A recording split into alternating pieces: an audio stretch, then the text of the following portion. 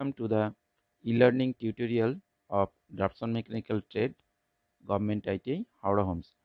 আমি Biplab Bag, instructor draftsman mechanical. আজকে আমরা যে টপিক নিয়ে আলোচনা করব সেটা হচ্ছে development of surfaces of solid. এই টপিক থেকে আমরা কি জানব যে বিভিন্ন সলিড এবং ফ্রাস্টামের কিভাবে ডেভেলপমেন্ট করতে হয় সেই পদ্ধতিটা আমরা আজকে এই চ্যাপ্টার থেকে জানতে পারবো। তো প্রথমেই আমরা জানবো যে development of surfaces of solid বলতে কি বোঝায়।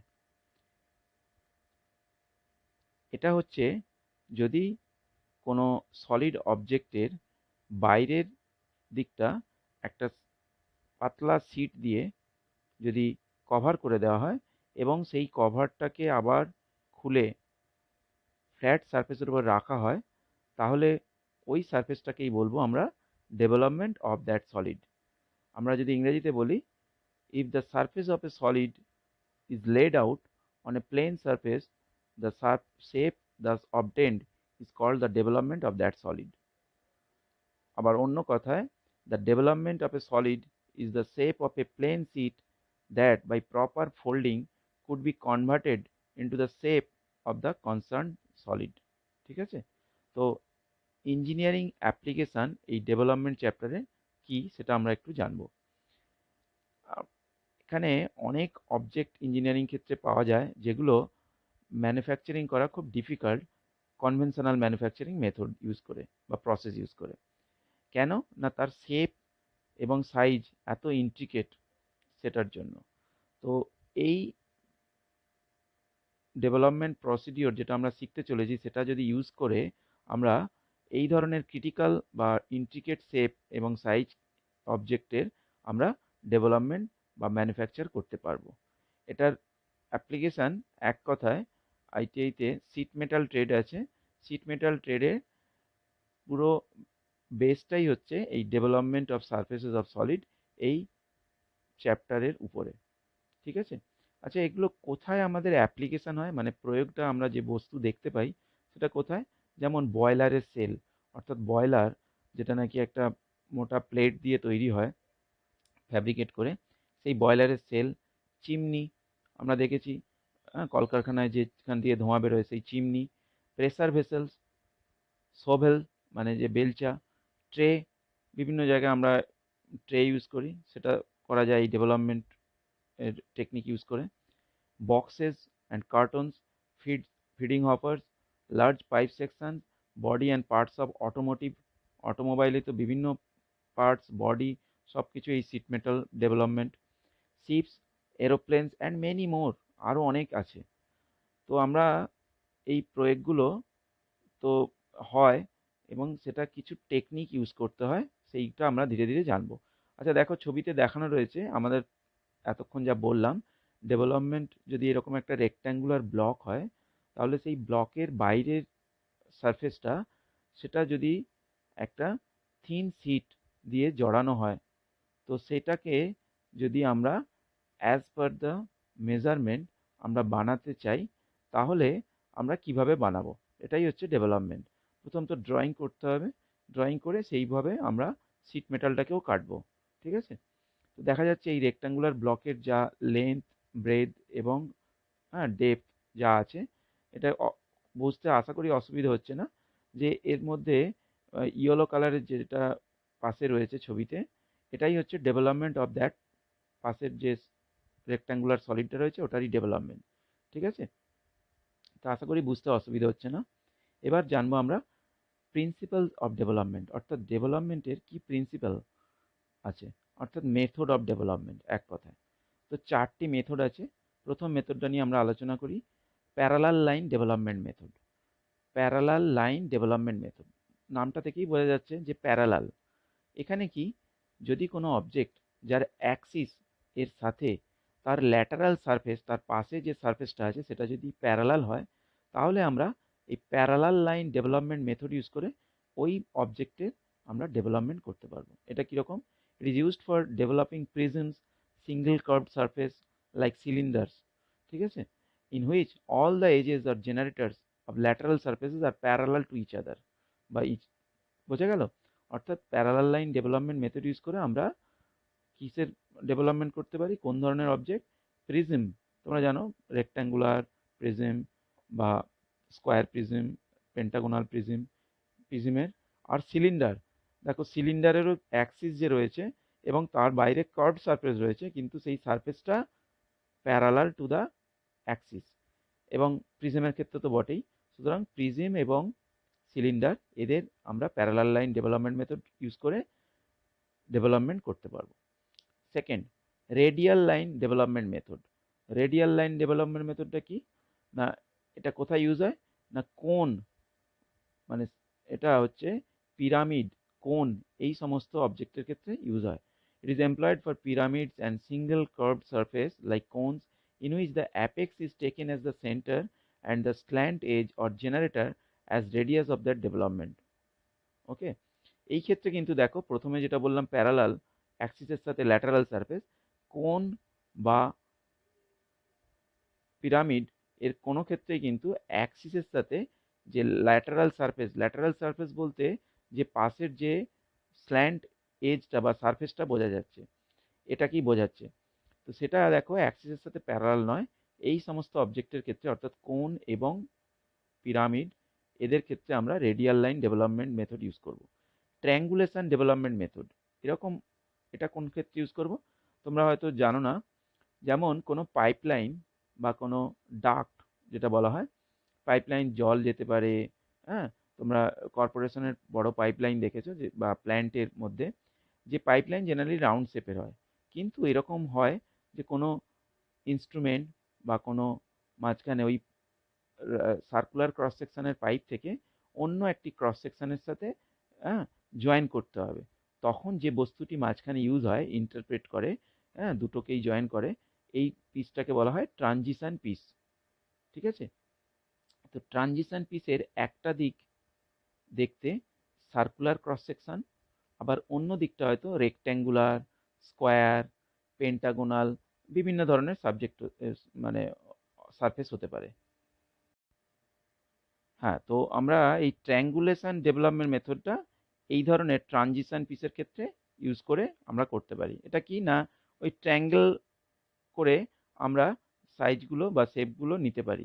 আচ্ছা, একটা কথা বলে রাখা ভালো, in all the development methods, এখানে কিন্তু অবজেক্টের যে লাইন বা বক্ররেখা সেটার অ্যাকচুয়াল লেন্থটা পাওয়াটাই হচ্ছে মূল লক্ষ্য। ঠিক আছে, অ্যাকচুয়াল লেন্থ বা ট্রু লেন্থ, ঠিক আছে, ট্রু লেন্থটা পাওয়ার পরেই আমরা ডেভেলপ করতে পারবো। সুতরাং এই ট্রায়াঙ্গুলেশন মেথড বা রেডিয়াল লাইন ডেভেলপমেন্ট মেথড বা প্যারালাল লাইন মেথড, সবকটা মেথডেই অবজেক্টের যে স্ট্রেট এজ হোক বা সাইডের সারফেস, সেটা ট্রু লেন্থটা আমরা মাপতে হবে বা পেতে হবে, তবেই আমরা সেই অবজেক্টটা ডেভেলপমেন্ট করতে পারবো। এরপরে আসছি ফোর্থ, অ্যাপ্রক্সিমেট ডেভেলপমেন্ট মেথড। এটা কি না, it is employed for double curve surface like স্ফিয়ার্স, as they are theoretically not possible to develop. The surfaces of the sphere is developed by approximate method. When the surface is cut by a series of cutting planes, the cut surfaces is called a zone. দেখো, এক কথায় approximate কথাটা দেখেই বুঝতে পারছো যে কাছাকাছি, not exact. Approximate মানে মোটামুটি।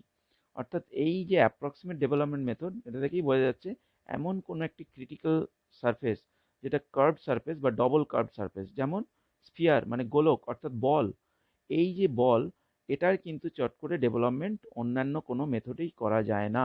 তো এরকম যদি একটা স্ফিয়ার বা গোলক আমাদের ডেভেলপমেন্ট করতে হয়, তাহলে দুটো মেথড আছে, আমরা পরে জানবো। হ্যাঁ, তো সেটা দুটোই কিন্তু অ্যাপ্রক্সিমেট মেথড। ওকে, তো আমরা প্রথমে এই টপিকসটা নিয়ে প্র্যাকটিক্যালি কাজ করার আগে একটা জিনিস বলে রাখা ভালো, যে এটা কিন্তু প্রজেকশানের মতো, এটা কিন্তু ড্রয়িং নয়। ডেভেলপমেন্ট হচ্ছে একটা প্রজেকশানের থেকে একটু আলাদা ধরনের। হ্যাঁ, এবং এটায় এরিয়া বা 2D প্লেন ড্রয়িংই আমাদের করতে হয়। অর্থাৎ ডেভেলপমেন্টটা আমরা প্রথমেই দেখলাম যে সারফেসটা নিয়ে নিচ্ছি, সেটা কিন্তু 2Dতে আমরা ফেলে 2 ডাইমেনশনালি অর্থাৎ ফ্ল্যাট সারফেসের উপরে আমরা এটাকে ডেভেলপ করছি। ঠিক আছে, তো সুতরাং এটা হচ্ছে একটা 2D ড্রয়িং। এবং আরেকটা বলা ভালো যে এখানে কিন্তু ট্রু ডাইমেনশন ইউজ হয় বা অ্যাকচুয়াল ডাইমেনশন ইউজ হয়। আর আরেকটা কথা, যে এখানে যেহেতু আনফোল্ড করে সিটটাকে করা হচ্ছে, তো কোনো এজ কিন্তু হিডেন থাকে না, কারণ টোটালটাই আমাদের কাছে ওপেন রয়েছে এবং একটাই ড্রয়িং হয়, এখানে কিন্তু আর মাল্টি ভিউ হয় না, তাই না? তো এই জন্য কোনো ডটেড লাইন বা হিডেন লাইন এখানে ইউজ করা হয় না, এটা আগেই বলে রাখা ভালো।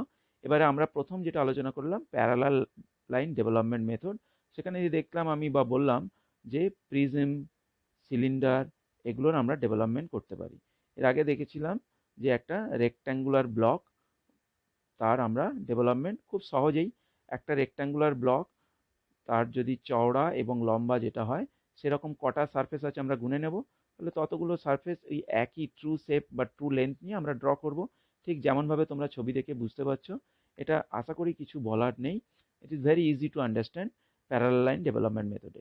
প্রিজমের ক্ষেত্রেও তাই, আমরা যে ল্যাটারাল সারফেসটা দেখতে পাচ্ছি অর্থাৎ যেটা অ্যাক্সিস প্রিজমের, তার পাশে যে সারফেসগুলো আছে, আমাদের পেন্টাগোনাল পিরামিড প্রিজম হলে কটা সারফেস হবে, এরকম 5টা সারফেস হবে, তো 5টারই একই লেন্থ এবং হাইট হবে।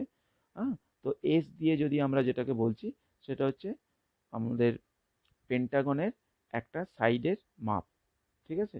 তো এইভাবে আমরা প্যারালাল লাইন ডেভেলপমেন্ট ইউজ করি। এবার আসছি আমরা রেডিয়াল লাইন ডেভেলপমেন্ট মেথড, যেটা যেমন রেডিয়াল লাইন ডেভেলপমেন্ট মেথড কিসে ইউজ করি, আমরা কোন বা কোন বা পিরামিডের ক্ষেত্রে ইউজ করি, ঠিক আছে? বাঁদিকে দেখো আমরা প্যারালাল লাইন ডেভেলপমেন্ট মেথডের একটা অ্যাপ্লিকেশন দেওয়া রয়েছে। সিলিন্ডারিক্যাল যদি একটা অবজেক্ট হয় এবং তার রেডিয়াস বা ডায়ামিটার আমরা যদি জানি, তো আমরা তার বাইরের যে তলটা আছে, আমরা জানি যে পেরিমিটার, একটা সার্কুলার সারফেসের পেরিমিটার হচ্ছে ওই লেন্থটাই বাইরের সারফেসটার লেন্থ হবে যদি আমরা ওটা ডেভেলপ করি, অর্থাৎ পেরিমিটারের লেন্থ 2πr, সার্কুলার যে বেস একটা সিলিন্ডারের, তো বা পাই ডি, এই পাই ডিটাই হবে যে বাইরের ল্যাটারাল সারফেস তার লেন্থ। আশা করি ছবিটা দেখেই বুঝতে পারছো যে আমরা বাইরের সারফেসটাকে যদি ডেভেলপ করি, হ্যাঁ, তো সেইটা ডেভেলপ লেন্থ হবে পাই ডি, আর হাইট হবে সিলিন্ডারের যা হাইট ছিল, যদি এটা রাইট সার্কুলার সিলিন্ডার হয়। আমরা উল্টোভাবে বলতে পারি একটা কথা, যে এই যে ডেভেলপমেন্ট করছি, ডেভেলপমেন্ট করে আমরা যখন ড্রয়িং করার পরে যখন এটা বানাতে বা সক্ষম হচ্ছি ডাইমেনশন পাওয়ার জন্য, তারপর একটা সিট মেটালের উপরেও ডাইরেক্ট করতে পারি বা আমরা ড্রয়িংয়ের সিটের মধ্যেও করতে পারি। তো সিট মেটাল যেটা নিয়ে আমরা তৈরি করব তার উপরে ড্রয়িংটা করে নেওয়াটা ভালো। সুতরাং এই ডেভেলপমেন্ট ড্রয়িংগুলো কিন্তু প্র্যাকটিক্যালি যে জব বা সিট মেটালের উপর, সেখানেই কিন্তু ড্রয়িংটা করা হয়। হ্যাঁ, এটা কিন্তু ড্রয়িং বোর্ডের উপর খুব কম ইউজ করা হয়, তার কারণ প্র্যাকটিক্যালি অর্থাৎ ম্যানুফ্যাকচারিং ওয়ার্কশপে গিয়ে করার জন্য সেখানে কিন্তু ড্রয়িং বোর্ড পাবো না, বা ড্রয়িং বোর্ডে করলে আমাদের কাজটা হবে না। তো ডাইরেক্টলি আমরা যেটা সারফেস যেটা নিয়ে আমরা ফোল্ডিং করে এটা বানাতে চলেছি, যে অবজেক্টটা, সেটা ওই শিটের ওপর বা র মেটেরিয়ালের উপরেই ড্রয়িংটা করা হয় বা ডেভেলপমেন্টটা করা হয়। তো আমরা রেডিয়াল লাইন ডেভেলপমেন্ট, যেটা কোণের ক্ষেত্রে একটাই শুধু অসুবিধে, যে যেটা জানতে হবে বা মনে রাখতে হবে সেটা কি না, কোণের মধ্যেও কিন্তু আমরা একটা সার্কুলার বেস পাই, কিন্তু এর হাইটটা এবং সাথে ল্যাটারাল যে সারফেসটা রয়েছে সেটা অ্যাক্সিসের সাথে যেহেতু ইনক্লাইন থাকে, তো সেই জন্য এটার মাপ কিন্তু আলাদা হয়, আলাদা করে আমরা পেতে হবে। কি করে না, আমরা ট্রায়াঙ্গেল মেথডে আমরা অবভিয়াসলি যদি সিলিন্ডারের হাইট এবং রেডিয়াস জেনে থাকি, তাহলে আমাদের স্ল্যান্ট লেন্থটা বা ওই যে সিলিন্ডার কোণের যে যে দিকটা, তো লুন মেথড এবং গোর মেথড ছবিতে যেমনভাবে দেখানো রয়েছে, প্রথম বাঁদিকের যে মেথডটা, সেখানে হচ্ছে কি আমরা ছোট ছোট ফ্রাস্টাম অফ কোন যেমন করে আমরা ড্র করেছি, ঠিক এই রকম একটা স্ফিয়ারটাকেও কয়েকটা জোনে আমরা ভাগ করে নিচ্ছি এবং প্রত্যেকটা ছোট ছোট ফ্রাস্টাম অফ কোন হিসেবে কল্পনা করে আলাদা করে ডেভেলপ করা হচ্ছে, ঠিক আছে? এবার এই যে মেথডটা, এটা কিন্তু বলাই রয়েছে, নামের মধ্যেই আছে যেটা অ্যাপ্রক্সিমেট ডেভেলপমেন্ট মেথড। এক্স্যাক্ট এটা হবে না, কারণ এটা ফ্ল্যাট সারফেস হচ্ছে। হ্যাঁ, এবং যে স্ফিয়ারের যখন এটাকে আমরা জয়েন করে বা ওয়েল্ডিং করে বা রিভেট করে আমরা যদি এইরকম স্ফিয়ার বানাতে যাই, তখন কিন্তু এইটা আবার একটু অসুবিধা হবে, কারণ ওইগুলো ফ্ল্যাট কিছুটা সারফেস হবে। সেই জন্য এই মেথডটার নামই হচ্ছে অ্যাপ্রক্সিমেট ডেভেলপমেন্ট মেথড। আর একটা মেথড যেটাকে অনেকগুলো কমলা লেবুর মতো জোনে ভাগ করা হয়, এটার নাম হচ্ছে গোর মেথড, ঠিক আছে? তো এই রকম ছোট ছোট কমলা লেবুর মতো যে জোনে ভাগ করা হচ্ছে, এটাও তাই ওই অ্যাপ্রক্সিমেট মেথডই, কিন্তু দুটো মেথডেই আমরা স্ফিয়ারটা অ্যাটলিস্ট ডেভেলপ করতে পারি। এই ছিল আজকের 4টে মেথড। তোমরা জানলে যে 4টে মেথডে আমরা বিভিন্ন অবজেক্টের, বিভিন্ন শেপের আমরা ডেভেলপমেন্ট করতে পারি। আশা করি তোমরা বুঝতে পারলে যে কিভাবে development of surfaces of solid করতে হয়। এবার বস্তুত যে কোনো অবজেক্ট আমরা যা দেখতে পাই সেগুলো এই যে বেসিক অবজেক্টগুলোরই সমন্বয় হতে পারে। অতএব আমরা বেসিক যে শেপগুলো সেগুলোর আমরা যদি ডেভেলপমেন্ট করতে পারি, তাহলে বাকি সমস্ত জিনিসেরই ডেভেলপমেন্ট করতে পারবো। ঠিক আছে? আশা করি সকলে বুঝতে পারলে। এবার তোমরা প্র্যাকটিস করো বিভিন্ন অবজেক্ট দেখে।